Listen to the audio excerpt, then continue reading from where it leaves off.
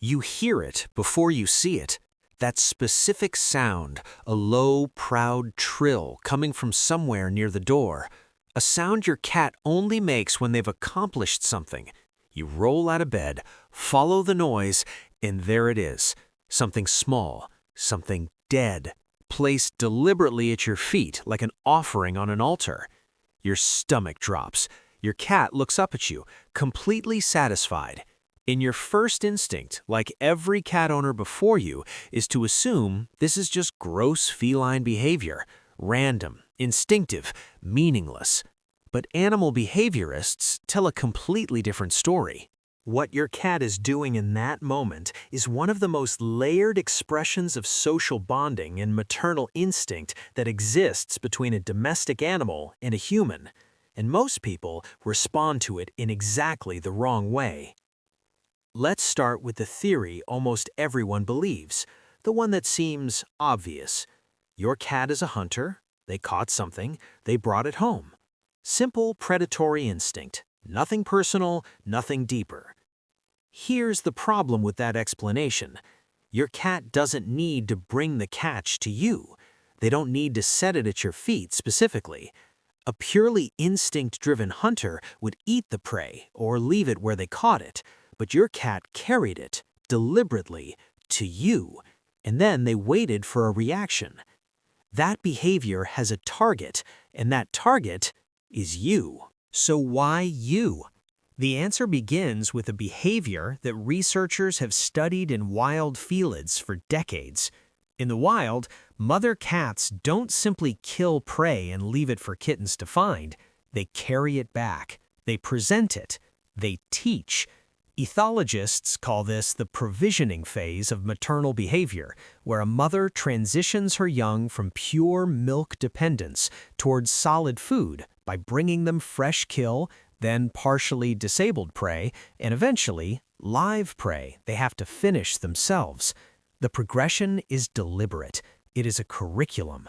Researchers studying domestic cat behavior at the University of Georgia found that free-roaming cats bring a far higher proportion of their kills back toward home than they consume in the field. The home isn't just a resting place, it's the safe zone, the classroom. And here's where it gets really interesting. Your cat has been watching you for weeks, for months, and what they have observed is that you never hunt. You never catch anything.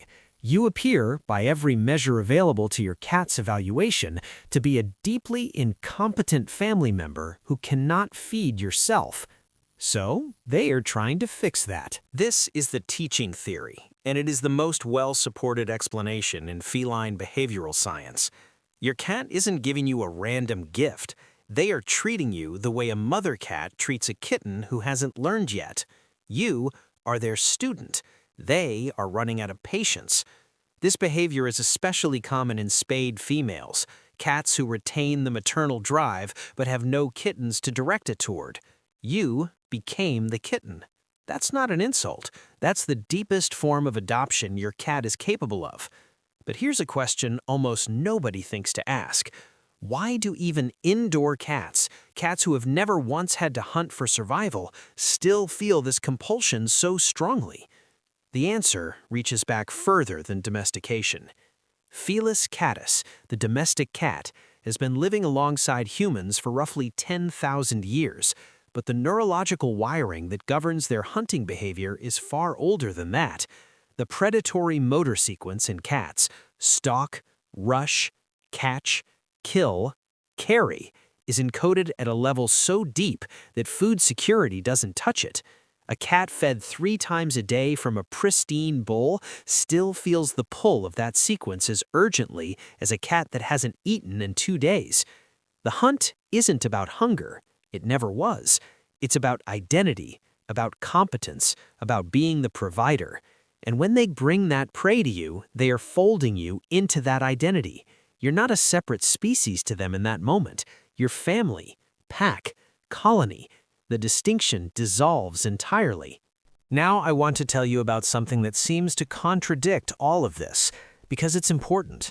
Some cats bring live prey, not dead, alive. and they set it down and walk away.